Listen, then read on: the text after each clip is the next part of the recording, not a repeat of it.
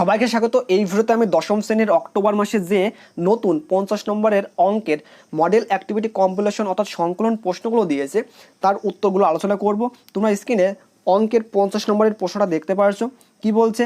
এক দাগে বহুমুখী উত্তরধ্বনির প্রশ্ন অর্থাৎ এমসিকিউ প্রশ্ন, মোট 8টি প্রশ্ন দিয়েছে। এক দাগে 8টি প্রশ্নের জন্য 8 নম্বর দিয়েছে। তারপরে দুই দাগে সত্য মিথ্যা নির্ণয় করো, মোট 8টি প্রশ্ন আছে, প্রত্যেকটির জন্য 1 করে, টোটাল হলো 8 নম্বর। তারপরে তিন দাগে সংক্ষিপ্ত উত্তরধ্বনি প্রশ্ন, মোট 7টি প্রশ্ন দিয়েছে, প্রত্যেকটির জন্য 2 নম্বর, টোটাল হলো 14 নম্বর। তারপর চার দাগে দুটি উপপাদ্য লিখতে হবে, প্রত্যেকটির জন্য 5 নম্বর, টোটাল হলো 2টি, তার মানে টোটাল হলো 10 নম্বর। আর 5 দাগে দুটি পাটিগণিতের অঙ্ক দিয়েছে, এটা হলো সরল সুদ কষা এবং চক্রবৃদ্ধি সুদ যে অধ্যায়টা আছে, অর্থাৎ 6.1 এবং 6.2 থেকে দিয়েছে। 5 দাগের মোট দুটি প্রশ্ন দিয়েছে, প্রত্যেকটির জন্য 5 করে, টোটাল হলো 10 নম্বর। অর্থাৎ তোমাদের এই 50 নম্বরের জন্য টোটাল 5টি প্রশ্ন করা হয়েছে। আমি প্রত্যেকটা প্রশ্নের উত্তর সঠিকভাবে করে দিয়েছি, দেখে নাও। প্রথমেই এক দাগের প্রশ্নগুলো দেখে নাও। দেওয়া আছে যে বাস্তব সহগযুক্ত একচল বিশিষ্ট দ্বিঘাত সমীকরণটি হলো। 4টি অপশন দেওয়া আছে। এই 4টি অপশনের মধ্যে আমাদের দেখতে হবে কোনটি দ্বিঘাত সমীকরণ। খেয়াল করো, আমি দ্বিঘাতে এখানে গোল করেছি। দ্বিঘাত মানে হলো যে সমীকরণের চলের সর্বোচ্চ ঘাত 2, অর্থাৎ যে সমীকরণের ঘাত 2 হয় তাদেরকে বলবো আমরা দ্বিঘাত সমীকরণ। এখন এই 4টি অপশনের মধ্যে সঠিক উত্তর হয়ে যাবে অপশন সি।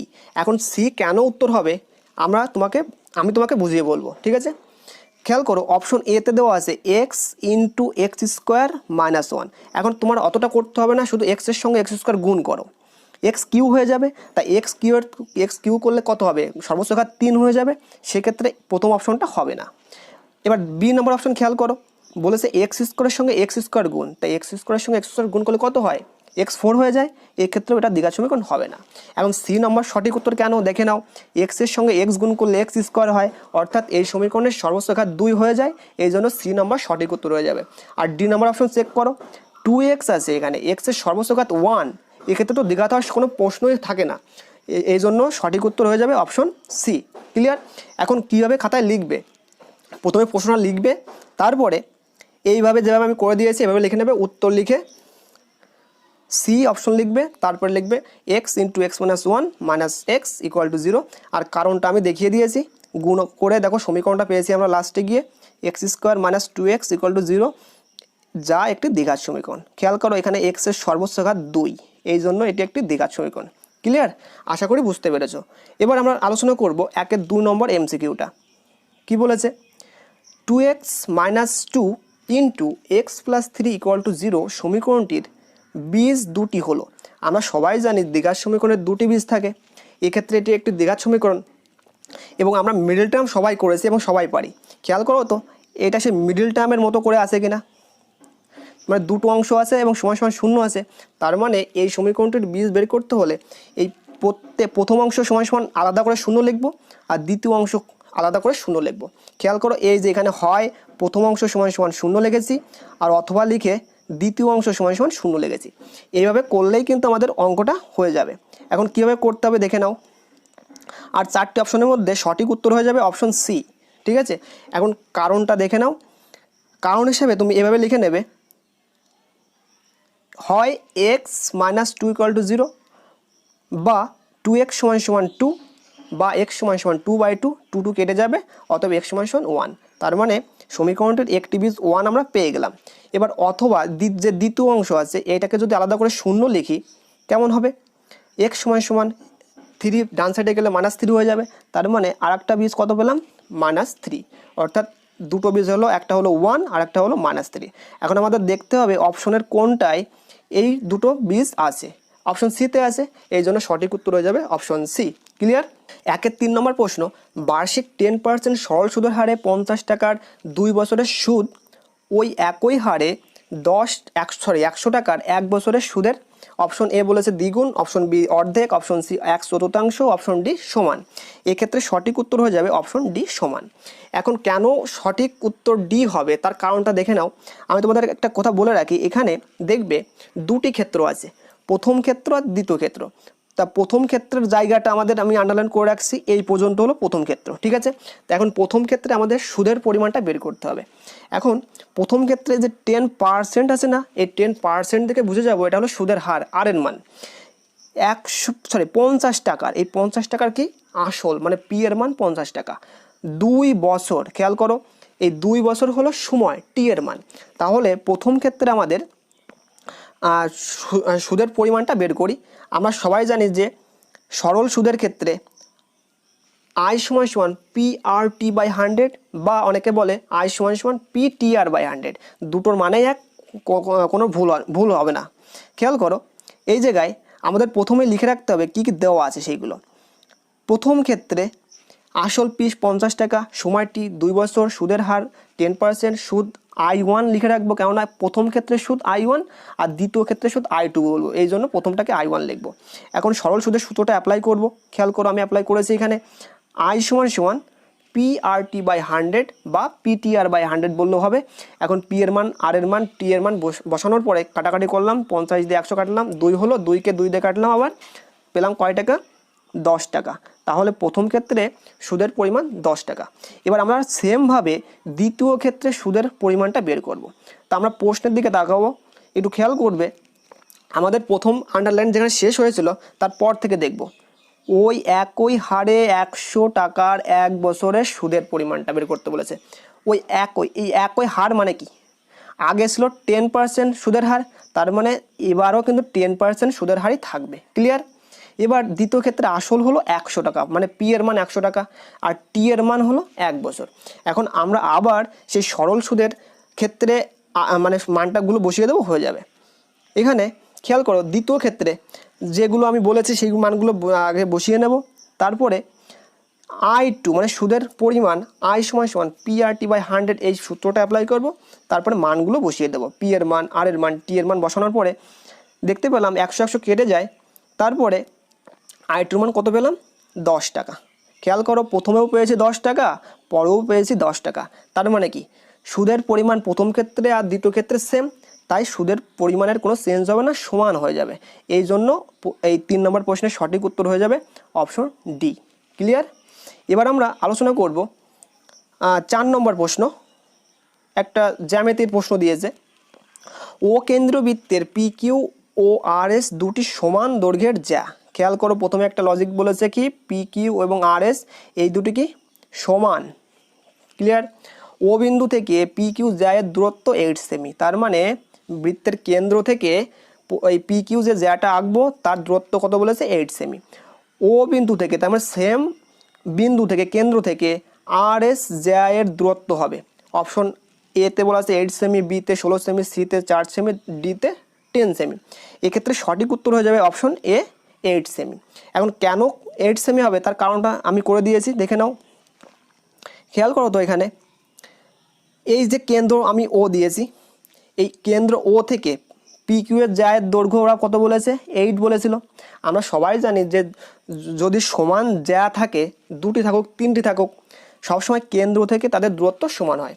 যেহেতু কেন্দ্র থেকে প্রথম জ্যায়ের দূরত্ব 8 সেমি, তাই আমরা বলতে পারবো কেন্দ্র থেকে দ্বিতীয় যে জ্যা আছে আর এস, এই যে আর এস এর দূরত্বও 8 সেমি হবে, সব ক্ষেত্রে সমান হবে, ক্লিয়ার। এই জন্য দূরত্ব কেন্দ্র থেকে সেম থাকবে সব ক্ষেত্রে, এবং কারণটা এখানে লিখে দিয়েছি, এটা লিখে রাখবে, একদম পারফেক্ট উত্তর হয়ে যাবে। ও কেন্দ্র বৃত্তের বহিস্থ পি বিন্দু থেকে অঙ্কিত স্পর্শক বৃত্তকে কিউ বিন্দুতে স্পর্শ করে, ও কিউ 9 সেমি, পি ও 15 সেমি হলে পি কিউ এর দৈর্ঘ্য কত হবে। এক্ষেত্রে সঠিক উত্তর হয়ে যাবে আমাদের অপশন বি। আমি প্রত্যেকটা পড়ছি না, আর এক্ষেত্রে সঠিক উত্তর হবে অপশন বি, অর্থাৎ রুটের ভিতরে লিখবে 15 স্কোয়ার মাইনাস 9 স্কোয়ার, আর সেমি কথাটা লিখবে, ঠিক আছে, এটা হবে সঠিক উত্তর। এখন উত্তরটা ঠিক এইভাবে লিখে নেবে। এখন কেন এটা হলো তার ব্যাখ্যাটা দেখে নাও। আমাদের এই ব্যাখ্যাটা করার আগে দেখে নাও তো এখানে ও হলো বৃত্তের কেন্দ্র হবে, এই পি বিন্দু হবে একটা বহিস্থ বিন্দু। খেয়াল করো এই বহিস্থ বিন্দু হবে পি, আর ও কিউ হলো 9 সেমি, আর পিও হলো 15 সেমি, পি কিউ চেয়েছে।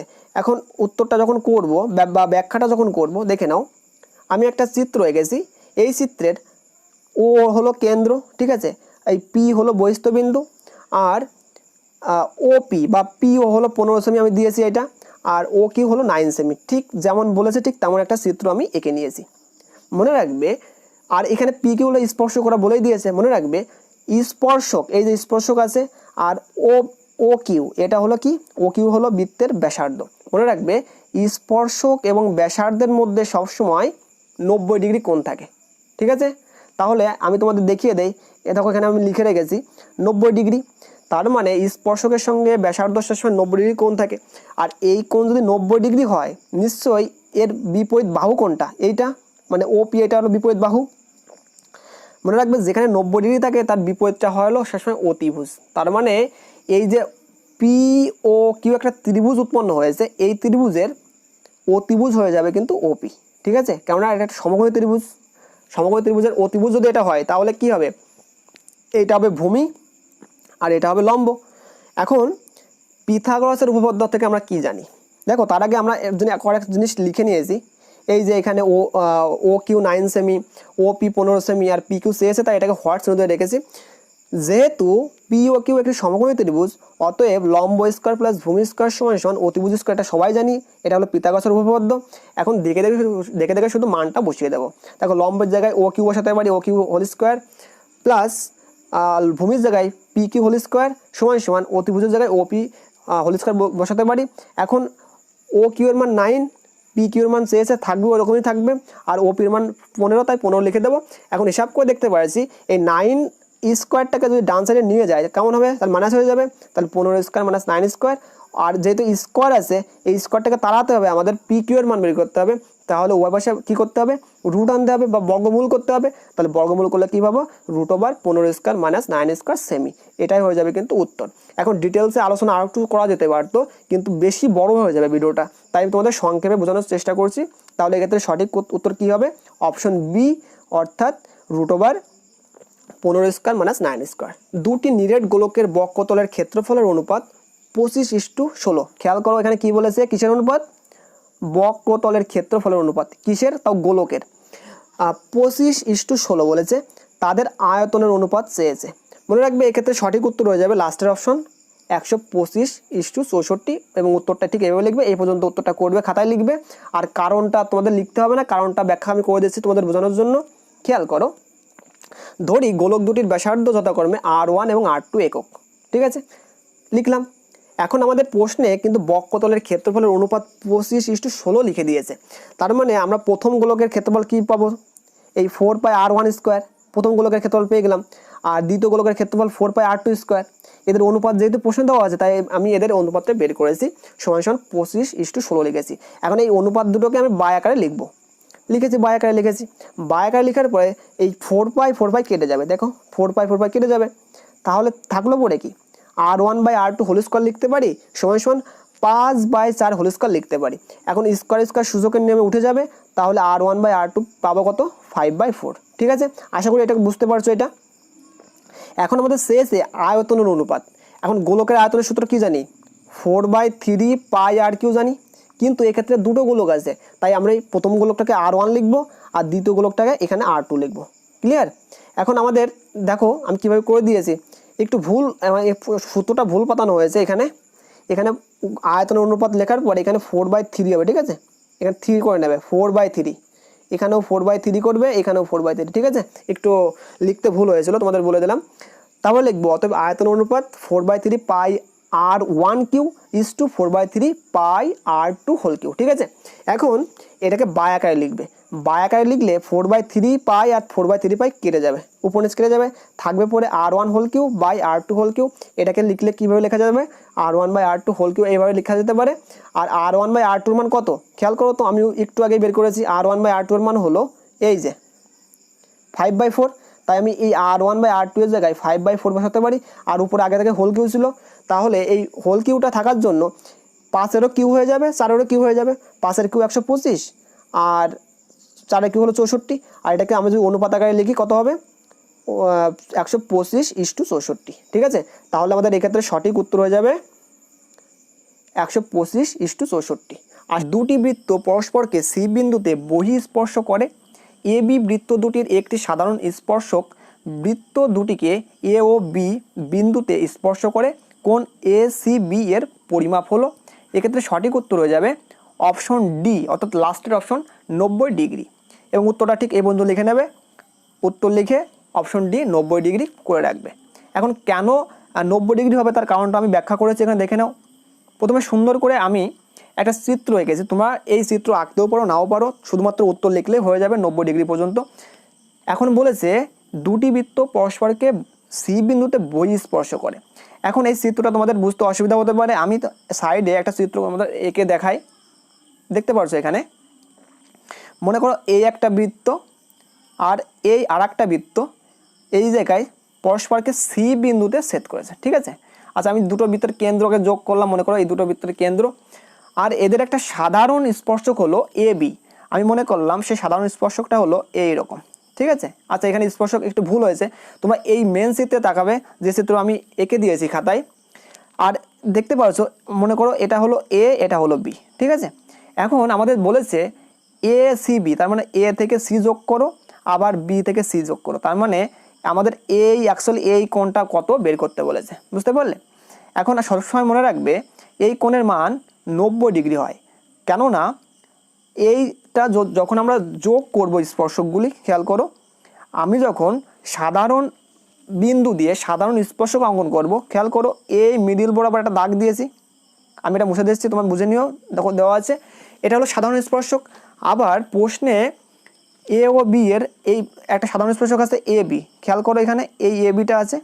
এখন যখন যোগ করব, যোগ করার ফলে মিডিলের দিকে, খেয়াল করো মিডিলের দিকে এই যে একটা বর্গক্ষেত্র উৎপন্ন হবে, ঠিক আছে।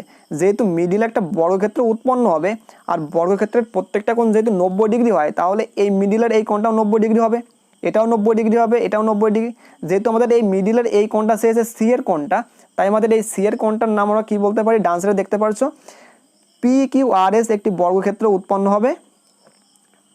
তারপরে প্রত্যেকটি কোণের মান তাহলে 90 ডিগ্রি হবে। অতএব কি বলতে পারি, কোণ P C R equal to 90 degree, অতএব কোণ এ সি বি সমান সমান 90 ডিগ্রি। যেহেতু এখানে সি কোণটা মিডিলে আছে, এখন সি কোণটাকে আমরা নির্দিষ্ট করলে এই কোণটা পাবো, তাহলে এই কোণটা হবে 90 ডিগ্রি। একটি নিরেট অর্ধগোলকের সমগ্রতলের ক্ষেত্রফল 147 পাই বর্গ সেমি হলে উহার ব্যাসার্ধ কত হবে। এক্ষেত্রে সঠিক উত্তর হয়ে যাবে অপশন সি, অর্থাৎ 7 সেমি। এবং উত্তরটা ঠিক এই পর্যন্ত লিখে রাখবে, অপশন সি দিয়ে 7 সেমি। এখন কেন 7 সেমি হবে তার কারণটা দেখে নাও। খেয়াল করো, আমাদের প্রশ্নে কিন্তু বলেছে একটি নিরেট অর্ধগোলক, মনে রাখবে নিরেট অর্ধগোলক বললে তার সমগ্রতলের ক্ষেত্রফল সবসময় কত হয় বলো তো, 3 পাই আর স্কোয়ার। এখানে আরটা হলো ব্যাসার্ধ, আমাদের এই সূত্র ধরে কিন্তু করতে হবে। প্রশ্নে দেখো আমাদের দেওয়া আছে নিরেট অর্ধগোলকের সমগ্রতলের ক্ষেত্রফল হলো 147 পাই, আর আমরা জানি হলো সূত্র হলো 3 পাই আর স্কোয়ার। এখন এই দুটোকে সমান করে দিলে আমাদের উত্তরটা বেরিয়ে যাবে, ঠিক আছে। এখন দেখে নাও কীভাবে করেছি আমি। প্রথমে ধরে নেবে নিরেট অর্ধগোলকের ভূমির ব্যাসার্ধ ইকুয়াল টু আর সেমি, অতএব নিরেট অর্ধগোলকের সমগ্রতলের ক্ষেত্রফল কত হবে, 3 পাই আর স্কোয়ার বর্গ সেমি। এখন দুটো ক্ষেত্রফল সমান করে দেবো। প্রশ্নে বলা আছে হলো 147 পাই সমগ্রতলের ক্ষেত্রফল, আর আমাদের বেরিয়েছে 3 পাই আর স্কোয়ার বর্গ সেমি, তাহলে দুটোকে সমান করলে কী পাবো, 3 পাই আর স্কোয়ার সমান সমান 147 পাই। এখন উভয় সাইডে দেখো পাই পাই কেটে যায়, ঠিক আছে, আমি কেটে দিয়েছি আগে থেকেই। এখন আর স্কোয়ার সমান কী বলতে পারি, যেহেতু 3 গুণ অবস্থায় আছে, ডান সাইডে গেলে ভাগ হয়ে যাবে 147/3। এখন এটা কাটাকাটি করলে কত হবে, 3 দিয়ে কাটলে উপরটাকে হবে হলো 49, তাহলে আর স্কোয়ার ইকুয়াল টু পেলাম 49 মানে 7 স্কোয়ার। অতএব উভয় পাশে বর্গমূল করলে কত হবে, আর এর মান পাবো 7, অতএব নির্ণয় ব্যাসার্ধ হবে 7 সেমি, ঠিক আছে। এভাবে করলে কিন্তু উত্তরটা কমপ্লিট হয়ে যাবে। 2 নম্বর প্রশ্ন, 2 দাগের প্রশ্ন কি বলেছে, সত্য মিথ্যা লেখো। সত্য হলে টি এবং মিথ্যা হলে এফ লিখতে বলেছে। তার প্রথম সত্য মিথ্যা হলো একটি ঘনকের প্রতিটি ধারের দৈর্ঘ্য অর্ধেক করা হলে ঘনকটির আয়তন প্রথম ঘনকের আয়তনের 1/8 অংশ হবে। এক্ষেত্রে উত্তরটা সত্য হবে না মিথ্যা হবে আমাদের বলতে বলেছে। আমি দেখতে পাচ্ছি যে উত্তরটা হবে সত্য। এখন শুধু মুখে বললে তো হবে না, কারণটা দেখাতে হবে।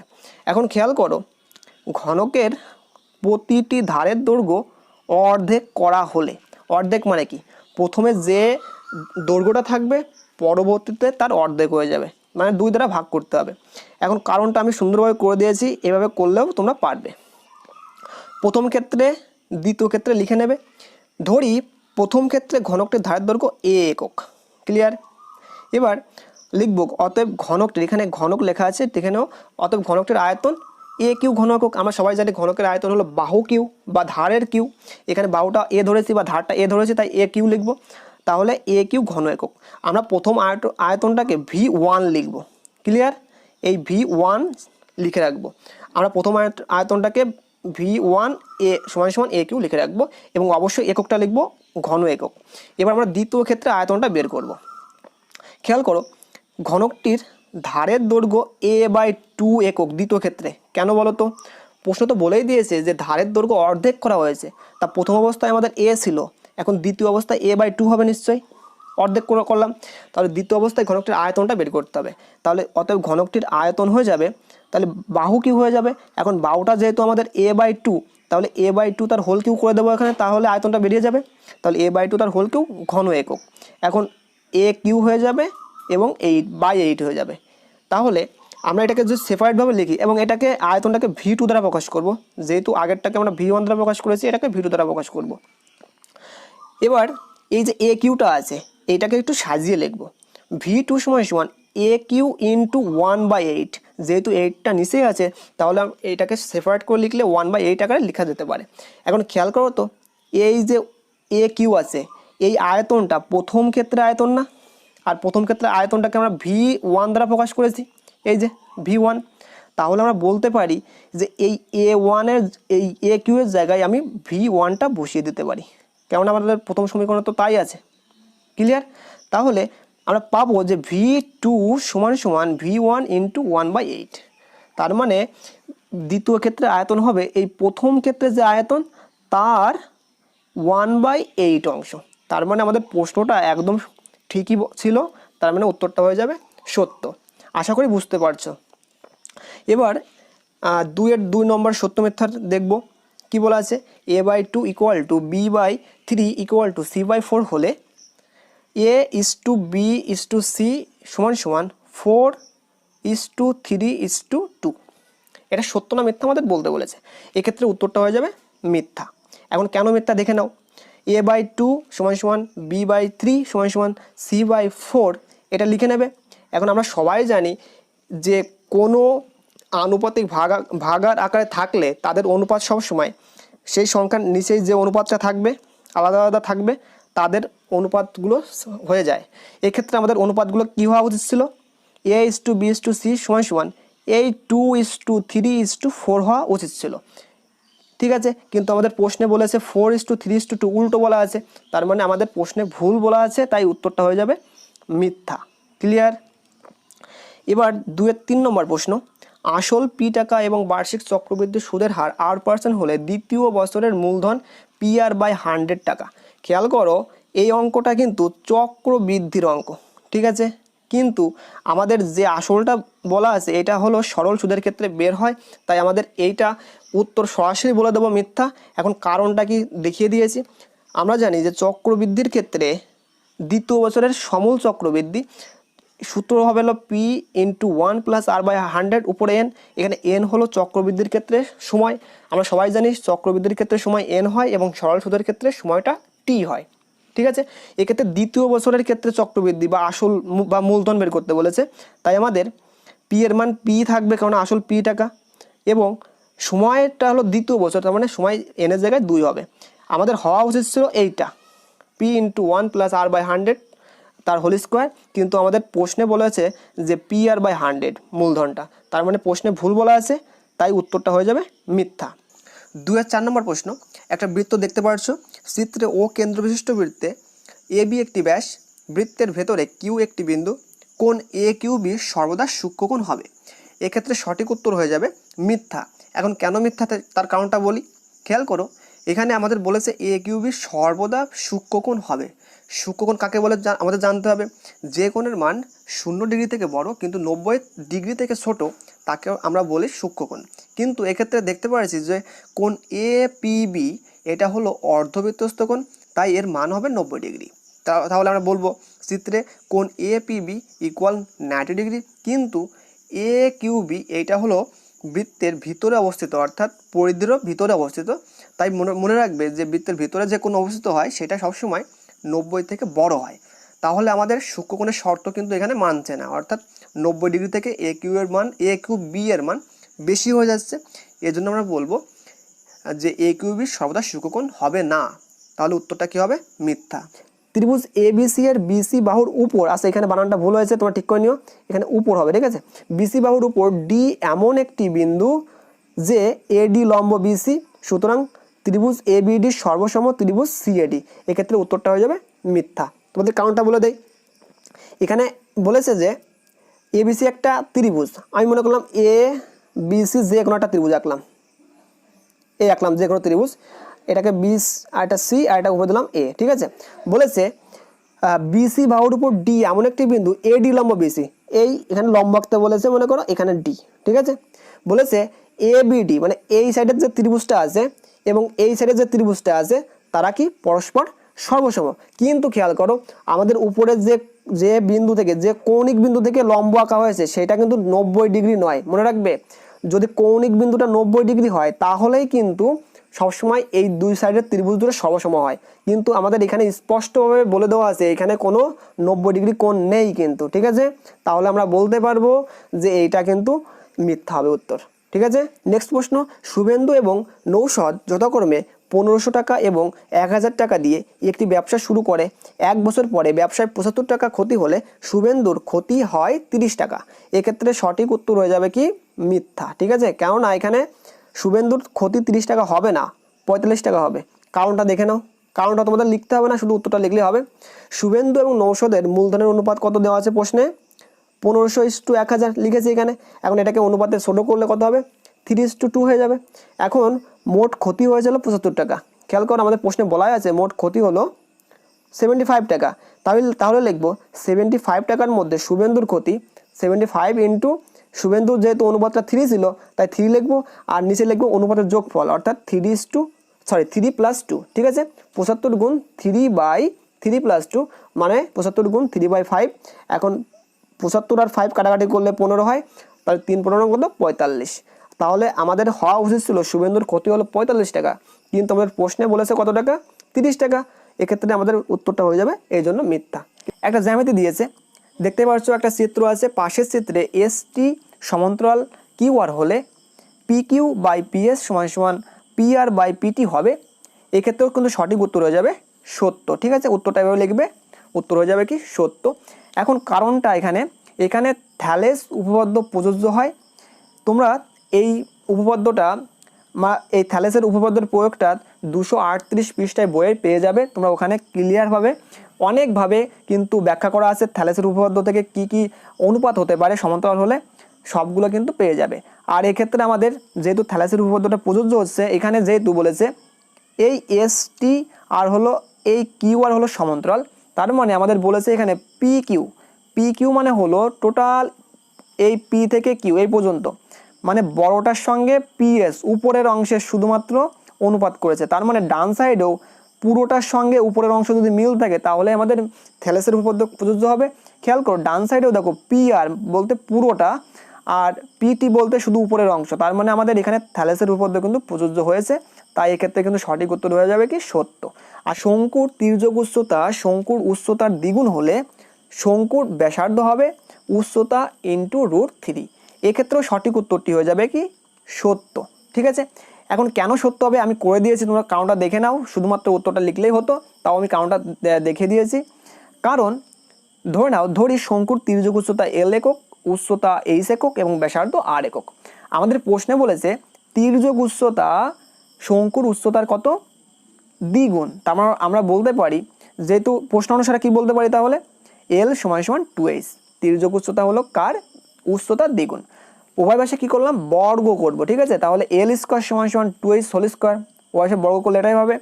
এখন আমাদের খেয়াল করো L² হলো তির্যক উচ্চতার সূত্র। এখন তির্যক L² মানে কি জানি? R² + H² বা H² + R² বললেই হলো, এটা আমাদের আগে থেকেই জানা। এখন L² এর জায়গায় আমরা বসিয়ে দেব H² + R² = 4H², যেহেতু 2H হোল স্কোয়ার ছিল তাকে ভেঙে লিখলে কত হবে? 4H²। এখন এই R² আমরা ডান সাইডে নিয়ে যাব, তাহলে কত বিয়োগ হয়ে যাবে? সরি আরটা না, এইচ স্কোয়ারটাকে আমরা ডান সাইডে নিয়ে যাবো, তাহলে বিয়োগ হয়ে যাবে। তাহলে আমরা পাবো আর স্কোয়ার সমান সমান 4h square minus H square, বা আর স্কোয়ার সমান সমান 3h স্কোয়ার। আমরা উভয় পাশে এবার করবো হলো বর্গমূল। অতএব আর সমান সমান কী বলতে পারি, যেহেতু 3-এর উপরে কোনো স্কোয়ার নেই তাই 3-এর উপর রুট চলে আসবে। অতএব আর সমান সমান √3 ইন্টু এইচ, যেহেতু এইচের স্কোয়ার আছে তাই এইচটা কেটে যাবে। তাহলে কী পেলাম বলো তো, আর যেহেতু ব্যাসার্ধ তাহলে আমরা বলতে পারবো ব্যাসার্ধ সমান সমান, আমরা এই এইচটা একটু সাজিয়ে লিখবো উচ্চতা ইন্টু √3। আমাদের প্রশ্নে উচ্চতা আগে ছিল তাই আমরা আগে লিখেছি, তাহলে আমাদের কিন্তু পুরোপুরি প্রশ্নের সঙ্গে মিলে গেছে, তার মানে উত্তরটা কী হবে, সত্য হবে। আশা করি বুঝতে পারছো। 3 নম্বর প্রশ্ন বলেছে একটি লম্ববৃত্তাকার চোঙের আয়তন এবং বক্ষতলের ক্ষেত্রফল সাংখ্যমানের সমান হলে উহার ব্যাসার্ধ নির্ণয় করো। তার মানে আমাদের চেয়েছে ব্যাসার্ধ বের করতে বলেছে, আর ব্যাসার্ধর মানে হলো আর এর মান বের করতে হবে। ক্লিয়ার?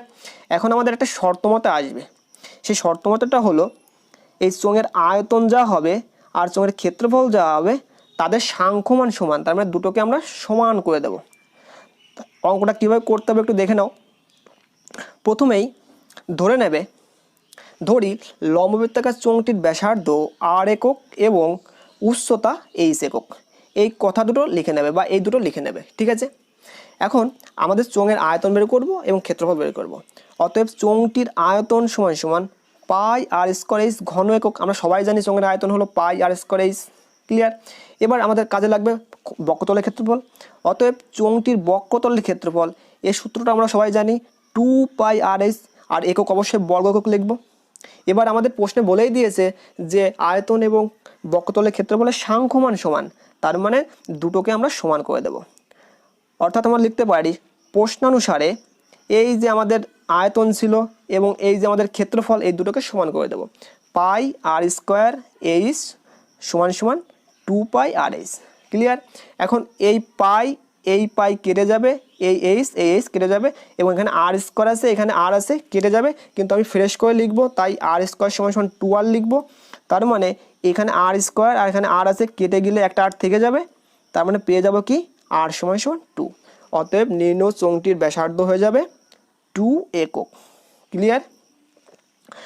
এবার পরের প্রশ্ন, আর 3-এর 2 নম্বর প্রশ্ন কি বলেছে, দেখাও যে মিশ্র দ্বিঘাত করণী 7 - √2 এর অনুবন্ধী করণী হলো 7 + √2। এখন এটা দেখাতে বলেছে, একটু ভালোভাবে করতে হবে। তাহলে প্রথমে লিখে নেবে কোনো মিশ্র দ্বিঘাত করণীর নিরসক উৎপাদকের সঙ্গে ওই করণীর যোগফল, এটা ভালো করে মাথায় রাখবে, যোগফল ও গুণফল যদি উভয়ই মূলদ সংখ্যা হয়। ঠিক আছে? তার মানে কি, যদি যোগফল এবং গুণফল উভয়ই মূলদ সংখ্যা হয় তবে তাকে ওই মিশ্র দ্বিঘাত করণীর অনুবন্ধী করণী বলা হয়। ক্লিয়ার? তার মানে আমাদের দেখতে হবে যে এই যে দুটো বলেছে 7 - √2 এবং 7 + √2, এই দুটোর যোগফল এবং গুণফল যদি মূলদ সংখ্যা হয় তাহলে আমরা বলতে পারবো এরা হলো পরস্পর অনুবন্ধী করণী। তাহলে উত্তরটা কীভাবে লিখবে এরপরে গিয়ে, তারপর লিখব এখন বলে যে দুটো বলেছি ওই দুটো যোগ করব, তার মানে 7 - √2 + 7 + √2। এখন যোগ করলে কত হবে, ব্র্যাকেট তুলে দেবো পরের লাইনে, 7 - √2 + 7 + √2, এখানে √2 কেটে যাবে, থাকবে পরে 7 আর 7 14, আর 14 একটা কী সংখ্যা, অবশ্যই একটা মূলদ সংখ্যা। তার মানে আমাদের প্রথম যে শর্তটা তা পূরণ করলো। এবার দ্বিতীয় শর্ত ছিল গুণফলটা মূলদ হয় না তা দেখা। তা আমরা গুণ করব, প্রথমে 7 - √2 × 7 + √2 গুণ করলাম। এখন দেখো তো একটা সূত্র পড়ে আছে কিনা, এখানে a + b × a - b সূত্র পড়ে আছে, আর এটা হলো a² - b² এর ফর্মুলা। সেটা হলো, তাহলে a হলো এখানে 7 আর b হলো √2, তাহলে 7² - √2² বলতে পারি। এখন 7 স্কোয়ার হলো 49 এবং √2 তার স্কোয়ার, তারপরে √2 থাকবে না, উঠে যাবে, তারপরে 2 হবে, আর 49 থেকে 2 বিয়োগ করলে কত হয় 47, আর 47 হলো একটা মূলদ সংখ্যা। তার মানে আমাদের দ্বিতীয় শর্তও কিন্তু মেনে চললো। তার মানে আমরা বলতে পারবো এখন 7 - √2 এর অনুবন্ধী করণী হলো 7 + √2। প্রমাণিত কথাটা লিখে রাখবো, তাহলে কিন্তু আমাদের উত্তরটা কমপ্লিট হয়ে যাবে। আশা করি তোমরা বুঝেছো অঙ্কটা। আর যদি বুঝতে প্রবলেম হয় অবশ্যই কমেন্ট করে জানাবে। একটি লম্ববৃত্তাকার শঙ্কুর কি বলেছে, উচ্চতা 12 সেমি এবং আয়তন 100 পাই ঘন সেমি হলে শঙ্কুটির ব্যাসার্ধের দৈর্ঘ্য কত হবে নির্ণয় করো। প্রথমেই লিখে নেব, দেওয়া আছে লম্ববৃত্তাকার শঙ্কুর উচ্চতা কত দেওয়া আছে, আমি ব্র্যাকেটে এইচ সমান সমান 12 সেমি লিখে রাখবো, কারণ এটা দেওয়াই আছে, তাই উচ্চতাকে আমি ব্র্যাকেটে এইচ লিখতে পারি। ধরি শঙ্কুটির ব্যাসার্ধের দৈর্ঘ্য সমান সমান 8 সেমি, এটা আমাদের বের করতে বলেছে। এখন আমাদের প্রশ্নে খেয়াল করো কি দেওয়া আছে বলো তো, আয়তন দেওয়া আছে 100 পাই, ঠিক আছে। তাহলে আমাদের টার্গেট থাকবে আয়তন বের করা। এই জন্য আমি দেখো এই লাইনে বের করেছি, অতএব শঙ্কুটির আয়তন সমান সমান, শঙ্কুর আয়তন হবে হলো 1/3 পাই আর স্কোয়ার এইচ, আমরা সবাই জানি। এখন আমাদের 1/3 পাই আর স্কোয়ার এইচ এর মান হলো 12, বসিয়ে দেবো 12, এখানে 3 আর 12 কাটাকাটি করলে উপরে 4 হবে, তাহলে কত পেলাম 4 পাই আর স্কোয়ার ঘন সেমি। এটা কি বলতো, শঙ্কুর আয়তন পেলাম। কিন্তু আমাদের প্রশ্নে শঙ্কুর আয়তন বলা আছে 100 পাই, তাই আমি দুটো আয়তনকে সমান করে দেবো। তাহলে কত পেলাম 4 পাই আর স্কোয়ার সমান সমান 100 পাই। এখন আর স্কোয়ার সমান সমান এই 4 পাইটা যেহেতু গুণ অবস্থায় আছে ভাগ হয়ে যাবে, 100 পাই বাই 4 পাই, পাই পাই কেটে দিলাম, এখানে এই পাই পাই কেটে দিলাম, আর 100কে 4 দিয়ে যদি কাটাকাটি করা হয় তাহলে 25 হবে। তাহলে আর স্কোয়ার সমান সমান কত পেলাম, আর স্কোয়ার পেলাম হলো 25, অতএব আর সমান সমান 5, ঠিক আছে। অতএব নির্ণয় শঙ্কুটির ব্যাসার্ধের দৈর্ঘ্য পেলাম হলো 5 সেমি। এটাই হয়ে যাবে কিন্তু উত্তর। এক্স সমানুপাতিক ওয়াই জেড এবং ওয়াই সমানুপাতিক জেড এক্স হলে দেখাও যে জেড একটি অশূন্য ধ্রুবক। এখন প্রথমেই লিখে নেব, দেওয়া আছে এক্স সমানুপাতিক ওয়াই জেড এবং ওয়াই সমানুপাতিক জেড এক্স দেওয়া আছে। এখন খেয়াল করো এখানে এই যে একটু আগে আমি একটা এমসিকিউ করেছিলাম বা সত্য মিথ্যা করেছিলাম, এই যে সমানুপাতিক চিহ্ন উঠে গিয়ে কী হয় বলো তো, একটা সমান সমান আসে, একটা ধ্রুবক আসে, কে আসে, অথবা যে কোনো একটা ধ্রুবক আসতে পারে। ঠিক সেমভাবে দেখে নাও এখানে কী করেছি, এই প্রথম লাইনটা, অতএব এক্স সমান সমান কে ওয়াইপি, শুধুমাত্র এই সমানুপাতিক চিহ্ন তুলে দিয়েছি, ওর বদলে একটা সমান এনেছি, একটা ধ্রুবক এনেছি, কেপি এনেছি। সেমভাবে আমি দ্বিতীয় অংশে খেয়াল করো, ওয়াই সমান সমান জেড এক্স, এটা দেওয়া ছিল প্রশ্নে, আমি এই সমানুপাতিক চিহ্নটা উঠাবো, তাহলে একটা সমান সমান চিহ্ন আনবো এবং একটা ধ্রুবক আনবো, আমি ধ্রুবকটাকে এনে পি আনলাম, বুঝতে পারলে।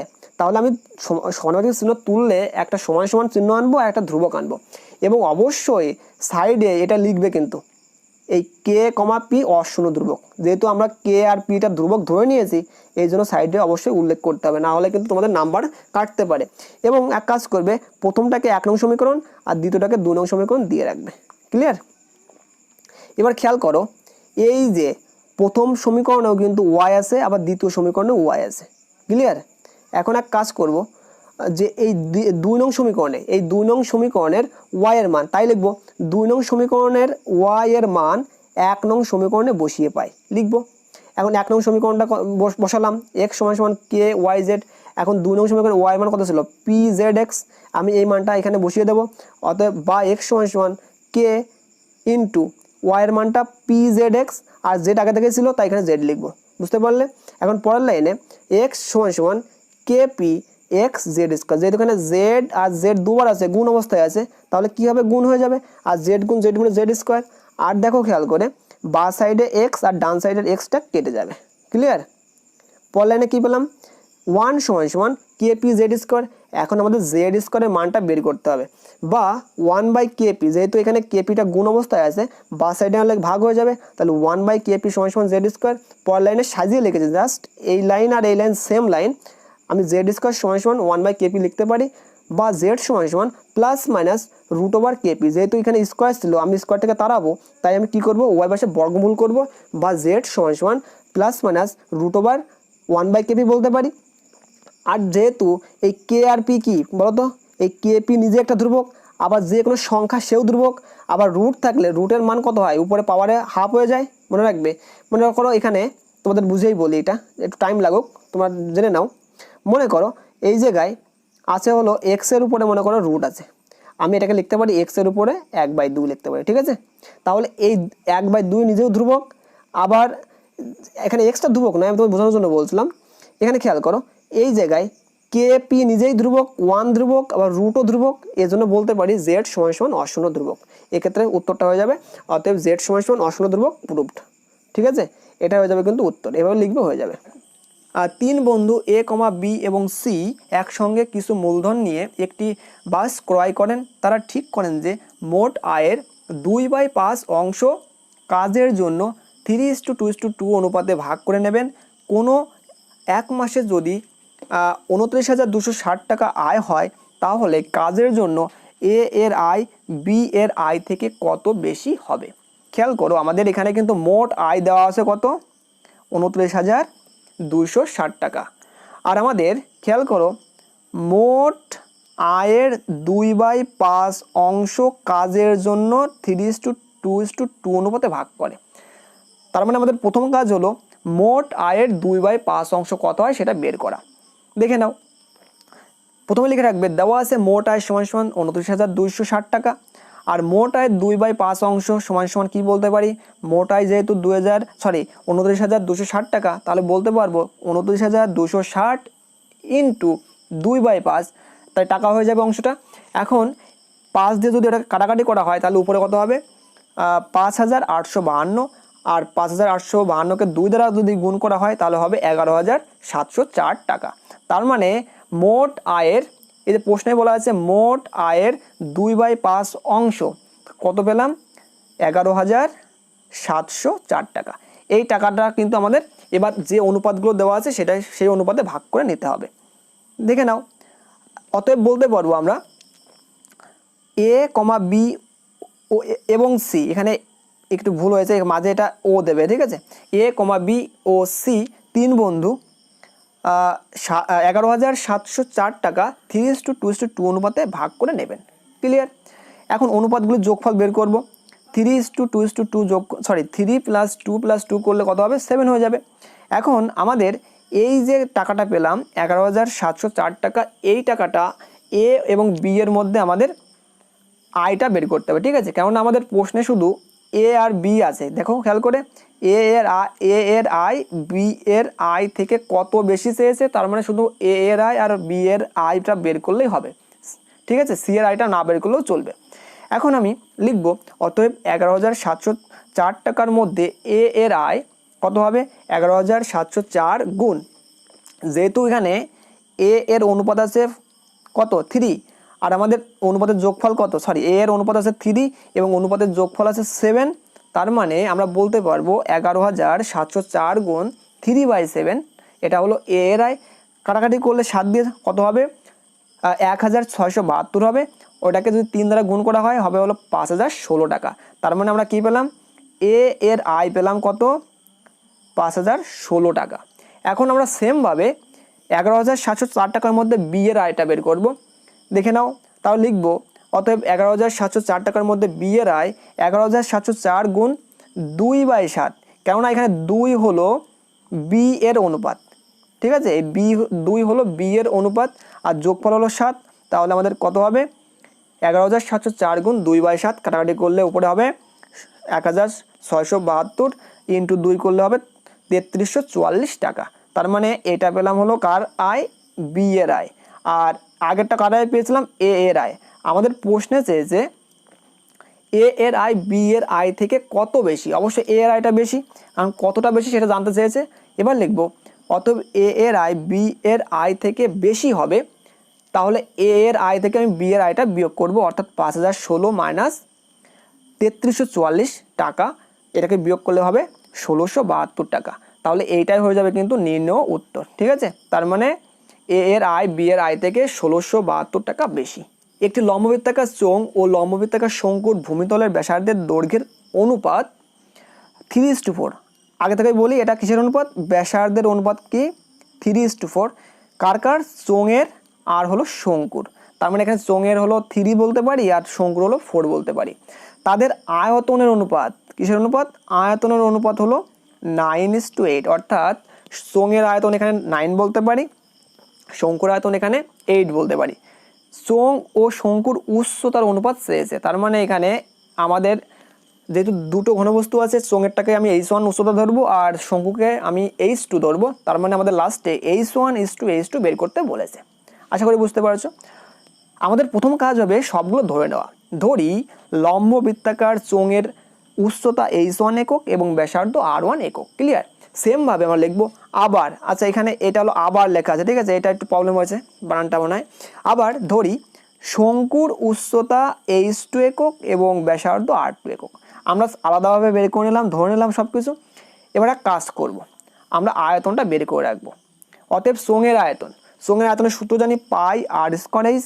যেহেতু এখানে চোঙের আমরা ব্যাসার্ধকে R1 এবং উচ্চতা H1 ধরেছি, তাই আমরা লিখবো পাই R1 স্কয়ার H1 ঘন একক। আবার শঙ্কুর আয়তন কত হবে সবাই জানি, এটা হলো 1/3 পাই আর স্কোয়ার এইচ। যেহেতু শঙ্কুর এখানে ব্যাসার্ধ হলো R2 এবং উচ্চতা হলো H2, তাহলে আমরা বলতে পারবো এখানে মানটা হবে হলো 1/3 পাই R2 স্কোয়ার H2 ঘন একক। এখন আমাদের প্রশ্নে দুটো শর্ত আছে, একটা হলো ব্যাসার্ধের অনুপাত বলা আছে 3:4, আরটা আয়তনের অনুপাত 9:8। তাহলে দুটো শর্ত আছে। তাহলে লিখব প্রথম শর্তে, দেখতেই পারছো এখানে প্রথম শর্তে কি লিখব, ব্যাসার্ধের অনুপাত R1:R2 = 3:4, এটাকে বাই আকারে লিখব। অতএব R1/R2 = 3/4 এরকম লিখে রাখবো। আবার দ্বিতীয় শর্তে আয়তনের অনুপাত বলা আছে 9:8, তাহলে লিখব চোঙের আয়তন আছে এখানে পাই R1 square H1 is to, এখানে শঙ্কুর আয়তন 1/3 পাই R2 স্কোয়ার H2 আর সমান কি লিখবো 9:8। এখন এটাকে বাই আকারে লিখবো, বাই আকারে লিখলে ঠিক এরকম হবে pi R1 square H1 by 1/3 pi R2 square H1। এখন খেয়াল করো উপরের পাই আর নিচের পাই কেটে যায়, তাই কেটে দিয়েছি। এখন খেয়াল করো নিচের দিকে কিন্তু 1/3 আছে, ঠিক আছে, এই নিচের দিকে 1/3 আছে, তাহলে এইটা কি হবে বলতো পরের লাইনে, এই 1/3টা উল্টে যাবে, অর্থাৎ 3টা উপরে চলে যাবে। তা আমি পরের লাইনে ফ্রেশ করে লিখেছি 3R1 square H1 by R2 square H2। Clear? এখন আমরা একটু ফ্রেশ করে লিখবো আর একটু 3 ইন্টু, যেহেতু আমাদের এখানে R1 স্কোয়ার আছে R2 স্কোয়ার আছে, তাই লিখবো 3 into R1 by R2 whole square লিখবো ইন্টু H1 বাই H2 লিখবো, মানে ফ্রেশ করে সাজিয়ে লিখলাম সমান 9/8। এখন খেয়াল করো আমাদের কিন্তু উপরে এই R1 বাই R2 দেখতেই পারছো এখানে, এই যে R1 বাই R2 এর মান কত 3/4, এই মানটা কিন্তু আমি বসিয়ে দেব, যে মানটা আমরা পেয়েছি এখানে বসিয়ে দেব। তার মানে এই জায়গায় R1 বাই R2 জায়গায় যদি আমি মানটা বসিয়ে দিই তাহলে কত পাবো 3/4 whole square into H1 by H2 = 9/8। এখন এটাকে যদি হিসাব করা হয় তাহলে কত পাবো 3 ইন্টু 9/16 হয়ে যাবে ইন্টু H1 বাই H2। এখন যদি আমরা আর গুণ করে ফ্রেশ করে লিখি তাহলে কি পাবো বলো তো, এই নিচের যে 16টা আছে এই 16টা চলে যাবে কোথায় বলো তো, উপরে চলে আসবে। আর এই 3 আর 9 এটা কোথায় চলে আসবে বলো তো, এই নিচে চলে আসবে। তার মানে যদি ফ্রেশ করে করি তাহলে লিখবো H1 বাই H2 = 9 ইন্টু কত হবে বলো তো 16 হবে, কারণ 16 নিচে আছে, আর গুণ করলে উপরে চলে যাবে। আর কত হবে নিচে 8 আগে থেকেই ছিল, আর এই 3 আর 9টা নিচে চলে আসবে, অর্থাৎ 8 ইন্টু 3 ইন্টু 9। এখন যদি আমি কাটাকাটি করি দেখো এই 9 আর এই 9 কেটে দিয়েছি, আর 8কে 16 দিয়ে কাটলে উপরে 2 হবে, তার মানে কত পেলাম উপরে 2 পেলাম নিচে 3 পেলাম, তাই আমি ফ্রেশ করে সাইডে লিখে দিয়েছি 2/3। এখন আমরা যদি অনুপাত আকারে লিখি অতএব H1:H2 সমান কত হবে 2:3, এবং এটাই হবে কিন্তু নির্ণয় উচ্চতার অনুপাত। অতএব নির্ণয় উচ্চতার অনুপাত 2:3, এভাবে করলে কিন্তু উত্তরটা কমপ্লিট হয়ে যাবে। আশা করি বুঝতে পারছো। যদি y সমানুপাতিক x³ এবং y এর বৃদ্ধি 8:27 অনুপাতে হলে x এর বৃদ্ধি কি অনুপাতে হয় তা নির্ণয় করো। তা প্রথমে লিখবো দেওয়া আছে y সমানুপাতিক x³। এখন এই সমানুপাতিক চিহ্ন তুললে আমরা আগে থেকেই বলেছি সমানুপাতিক চিহ্ন তুললে একটা সমান চিহ্ন আসবে এবং একটা ধ্রুবক আসবে। এখানে ধ্রুবক হিসেবে কে নিলাম, অবশ্যই সাইডে এই ধ্রুবকের নামটা লিখে রাখবে, কে অশূন্য ধ্রুবক। আর একটা জিনিস দেওয়া আছে y এর বৃদ্ধি আছে কত 8:27, সাইডে লিখে রাখতে পারবে y এর বৃদ্ধি 8:27 লিখে রাখবে এভাবে। তারপরে একটা জিনিস খেয়াল করো, এই জিনিসটা কিন্তু একটু ভাইটাল, একটু ভালো করে বুঝবে। ধরি যখন y এর বৃদ্ধি y1, আমি ধরে নিলাম যখন y এর বৃদ্ধি y1 = 8 কেন লিখলাম, আমাদের প্রশ্নে কিন্তু খেয়াল করো এই যে এখানে কিন্তু স্পষ্ট করে বলে দেওয়া আছে y এর বৃদ্ধি আছে 8:27, তাহলে y এর প্রথম বৃদ্ধি নিশ্চয়ই 8 হয়েছে আর পরের বৃদ্ধি 27 হয়েছে। যেহেতু এটাকে অনুপাত আকারে আছে তাই এটাকে যদি আলাদা করতে চাই নিশ্চয়ই অনুপাতের সঙ্গে কিছু গুণ হবে, তাই আমি a গুণ করেছি। তাই আমি লিখেছি এখানে যখন y এর বৃদ্ধি y1 = 8, ঠিক আছে, এই লাইনটা বুঝতে পেরেছো। যখন y এর বৃদ্ধি y1 = 8 তখন x এর বৃদ্ধি x1 আমি ধরলাম। আবার যখন y এর বৃদ্ধি y2 = 27, যেহেতু এখানে অনুপাতটা কত আছে 27 দ্বিতীয় ক্ষেত্রে, তাই y2 = যখন 27 তখন x এর বৃদ্ধি কত হবে বলো তো, x এর বৃদ্ধি হবে হলো x2 আমরা এটা ধরে নিলাম, ঠিক আছে। এখন আমরা মানগুলো পুট করে কিন্তু মানগুলো মানে উত্তরটা বের করতে পারবো, আশা করি বুঝতে পারছো। এখন লিখব 1 নং সমীকরণ থেকে পাই, আমাদের 1 নং সমীকরণটা কী ছিল বলো তো, y = k × x3, ঠিক আছে। এখন এই সমীকরণে আমি প্রথম ক্ষেত্রে y1 x1 বসাবো, তারপর দ্বিতীয় ক্ষেত্রে y2 x2 বসাবো, তাই করেছি। দেখে নাও আমি দুটো ভাগ করেছি, প্রথম ভাগে লিখব y = k x3, আমি এটা লিখে রেখেছি, আবার লিখব অতএব y1 = k × x1 3। এখন আমাদের y1 এর মানটা বসিয়ে দেবো, তাহলে y1 এর মানটা কত বলো তো, আমি উপরে এই যে দেখতে পাচ্ছ এখানে y1 এর মান হলো 8, তাই y1 এর জায়গায় 8 লিখেছি, আর বাদবাকি সব সেম থাকবে k × x1 তার হোল কিউ। এটাকে আমি 2 নং সমীকরণ দিয়ে রাখবো।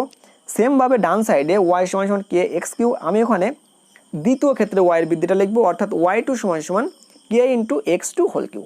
এখন y2 এর মান কত প্রশ্নে বলা আছে, প্রশ্নে না, আমরা একটুকে বের করেছি কত 27 এ, তাই y2 এর জায়গায় আমি বসিয়েছি কত 27a = k × x2 whole Q. সেমভাবে আমরা এটাকে কয় নাম্বার দেবো, 3 নম্বর সমীকরণ দিয়ে রাখবো। এখন 1/3 করে পাই, তার মানে হলো প্রথম অংশের সঙ্গে প্রথম অংশের ভাগ সমান সমান চিহ্ন দিয়ে দ্বিতীয় অংশের সঙ্গে দ্বিতীয় অংশের ভাগ, তাই করেছি। 8/27 = k x1 whole cube by k x2 whole cube. এখন দেখে নাও কাটাকাটি যাবে, উপরের a নিচের a কেটে যাবে, উপরের k নিচের k কেটে যাবে, তাহলে থাকবে পড়ে কি, থাকবে পড়ে হলো 8/27 = x1 whole cube by x2 whole cube. এখন আমি এটিকে সাজিয়ে লিখব, আমি যদি সাজিয়ে লিখি তাহলে একটা লাইন আমাদের স্টেপ জাম হবে, তাহলে সাজিয়ে লিখলে কীভাবে বলো তো, ওই যে x1 Q R x2 whole Q আছে ওটাকে আমি একসঙ্গে লিখি সাজিয়ে, x1/x2 তার হোল কিউ লিখবো, আর এখানে আমাদের আছে 8/27, 8 হলো 2 এর কিউ আর 27 হলো 3 এর কিউ, তাহলে এটাকে লিখতে পারবো 2/3 তার হোল কিউ। তার মানে সাজিয়ে লিখলে কী হবে, x1/x2 হোল কিউ = 2/3 তার হোল কিউ। এখন সূচকের নিয়মে পাওয়ার পর কী হয়, সাধারণত উঠে যায়, তাহলে 3 উঠে যাবে, থাকবে পড়ে x1/x2 = 2/3। এখন এটাকে অনুপাত আকারে লিখলে কী হবে, x1:x2 = 2:3, এবং এটা হবে কার অনুপাত বৃদ্ধি বলো তো, অতএব নির্ণেয় x এর বৃদ্ধি 2:3 অনুপাতে হয়, ঠিক আছে। আমাদের কিন্তু প্রশ্নে বলেছে x এর বৃদ্ধি কী অনুপাতে হয় তা নির্ণয় করো, তাহলে আমরা কী পেলাম, x এর বৃদ্ধি হয় হলো 2:3 অনুপাতে। এবার 4 নম্বর প্রশ্ন, যুক্তি দিয়ে প্রমাণ করো যে বৃত্তস্থ চতুর্ভুজের বিপরীত কোণগুলি পরস্পর সম্পূরক। এই 4 নম্বর প্রশ্নটা তোমাদের অ্যাক্টিভিটি টাস্ক পার্ট 3তেও দিয়েছিল, আবার পার্ট 4এও দিয়েছে। এখন কীভাবে উত্তরটা লিখবে দেখে নাও। সাধারণ নির্বাচন এবং প্রশ্নটা লিখবে বৃত্তস্থ চতুর্ভুজের বিপরীত কোণগুলি পরস্পর সম্পূরক, তারপর সুন্দর করে একটা চিত্র আঁকবে, তারপর প্রদত্ত ও কেন্দ্রবৃত্তে এবিসিডি একটি বৃত্তস্থ চতুর্ভুজ, তারপর প্রামাণ্য কোণ এবিসি প্লাস কোণ এডিসি = 2 সমকোণ, এবং কোণ বিএডি প্লাস কোণ বিসিডি = 2 সমকোণ। এরপরে অঙ্কন করবে a, o এবং c, o যোগ করলাম, এভাবে সুন্দর করে পয়েন্ট আকারে লিখবে, ঠিক আছে। এরপরে প্রমাণ, এডিসি বৃত্তচাপের উপর অবস্থিত কেন্দ্রস্থ কোণ প্রবৃদ্ধ কোণ এওসি এবং বৃত্তস্থ কোণ এবিসি, অতএব প্রবৃদ্ধ কোণ এওসি = 2 × কোণ এবিসি। আমরা সবাই জানি যে কেন্দ্রস্থ কোণ হলো বৃত্তস্থ কোণের দ্বিগুণ, সেই জন্য এখানে কেন্দ্রস্থ কোণ এওসি সমান হয়েছে বৃত্তস্থ কোণের দ্বিগুণ, মানে 2 × কোণ এবিসি। এটাকে আমি 1 নং সমীকরণ দিয়ে রাখবো। আবার এবিসি বৃত্তচাপের উপর অবস্থিত কেন্দ্রস্থ কোণ এওসি এবং বৃত্তস্থ কোণ এডিসি, অতএব কোণ এওসি = 2 × কোণ এডিসি, সেম নিয়ম, এটাকে 2 নং সমীকরণ দেবো। এবার 1 + 2 করব, 1 ও 2 যোগ করে পাই, অতএব প্রবৃদ্ধ কোণ এওসি প্লাস কোণ এওসি = 2 × কোণ এবিসি প্লাস 2 × কোণ এডিসি। এখন প্রবৃদ্ধ কোণ এওসি প্লাস কোণ এওসি যদি করা হয়, এটা কত সমকোণ হবে, এটা কেন্দ্রে 360 ডিগ্রি কোণ উৎপন্ন করে, আর 360 ডিগ্রি মানে 4 সমকোণ, এই জন্য ওটা দুটো যোগফল হবে 4 সমকোণ। আর ডান সাইড থেকে 2 কমন নেওয়া হয়েছে, 2 কমন নিলে কী পাচ্ছি, কোণ এবিসি প্লাস কোণ এডিসি। এবার 2 আর 4 কাটাকাটি করলে 2 থাকবে, অতএব কোণ এবিসি প্লাস কোণ এডিসি = 2 সমকোণ। প্রথম প্রমাণটা কিন্তু হয়ে গেল। অনুরূপে বি, ও এবং ডি, ও যোগ করে প্রমাণ করতে পারি যে কোণ বিএডি প্লাস কোণ বিসিডি = 2 সমকোণ। প্রমাণিত কথাটা লিখ, যুক্তি দিয়ে প্রমাণ করো যে বৃত্তের বহিস্থ কোনো বিন্দু থেকে যে দুটি স্পর্শক অঙ্কন করা যায় তাদের স্পর্শবিন্দু দুটির সঙ্গে বহিস্থবিন্দুর সংযোজক সরল রেখাংশ দুটির দৈর্ঘ্য সমান এবং তারা কেন্দ্রের সমান কোণ উৎপন্ন করে। এই উপপাদ্যটা তোমাদের বইয়ের পৃষ্ঠা নম্বর হলো 211 এবং উপপাদ্য নম্বর হলো 41-এ স্পষ্ট করে দেওয়া আছে, তোমরা সেখান থেকে লিখতে পারো। আমি তোমাদের বই থেকেই কিন্তু ছবিটা তুলেছি, দেখে নাও, বই থেকে তোমরা করতে পারো অথবা এখান থেকেও লিখে নিতে পারো, একসাথে করলেই হবে। আমি এটা ব্যাখ্যা করছি না, যেহেতু এটা বই থেকে আমি সংগ্রহ করেছি।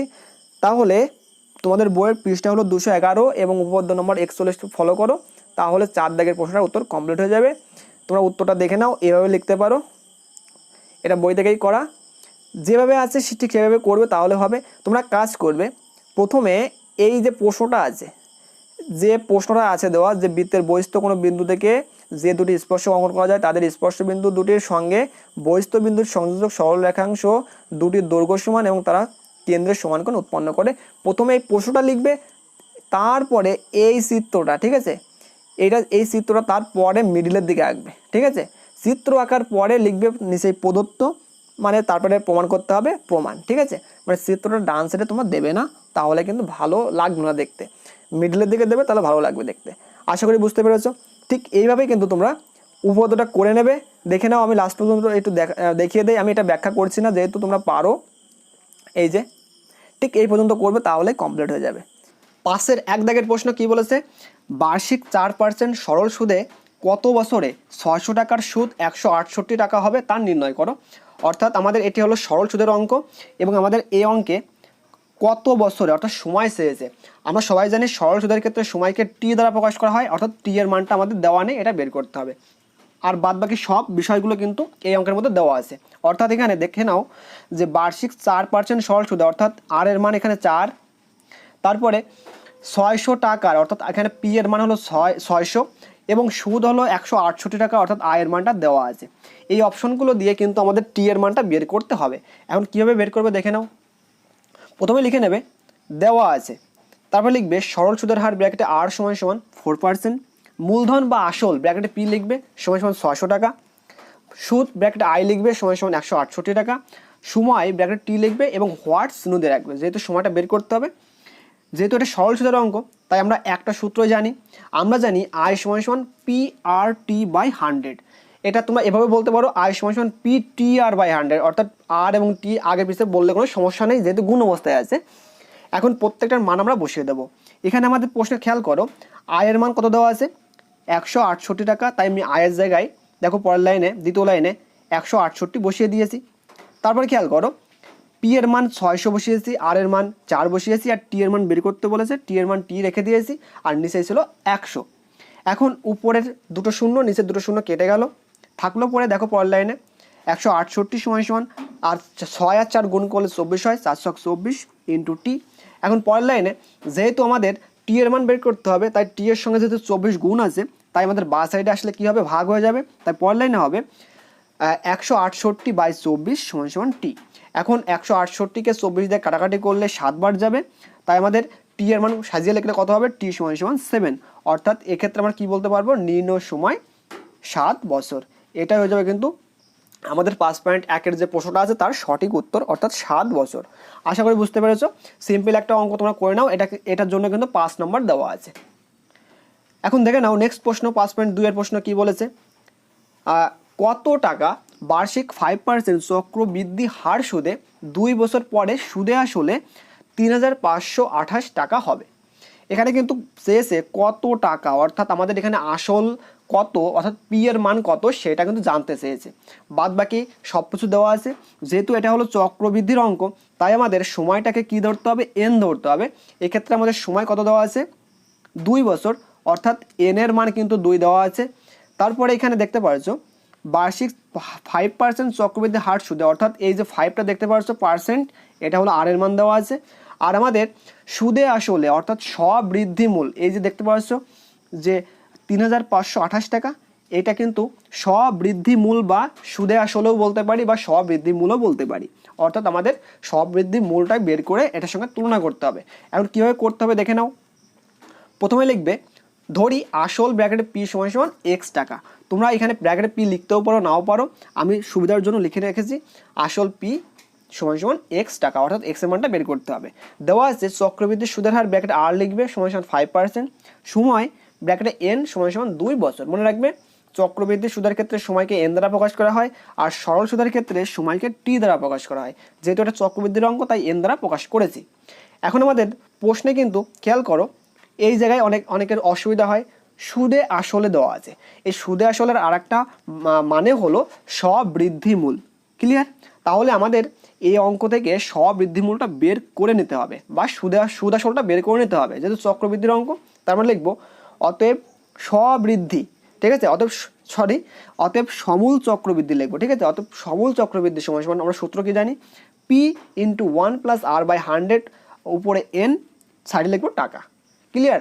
এটা হলো স্ববৃদ্ধিমূলের বা চক্রবৃদ্ধি সমূল চক্রবৃদ্ধির সূত্র, পি ইন্টু 1 + r/100 উপরে এন। এখন আমরা মানগুলো বসিয়ে দেবো। এখানে পি এর মান এক্স ধরেছিলাম তাই এক্স বসিয়ে দিয়েছি, 1 + r এর মান 5 তাই 5 বসিয়েছি, নিচে 100 ছিল তাই 100 আছে, আর এন এর জায়গায় 2 বসিয়ে দিয়েছি।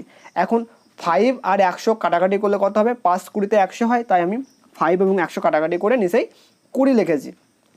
পরের লাইনে লসও করা হয়েছে, অর্থাৎ ব্র্যাকেটের মধ্যে লসও করলে কত হবে বলো তো, 20 হবে লসগু। এখন 20 করলে উপরে হচ্ছে 20 + 1, আর পরের লাইনে 21/20 হয়ে যাবে, এবং উপরে কত 2 থাকলো। এখন এই যে স্কোয়ারটা দেখতে পারছো উপরের দিকে, এই স্কোয়ারটা তো মানে দুটোর উপরেই আছে, 21-এর স্কোয়ারও হবে, 20-এর স্কোয়ারও হবে।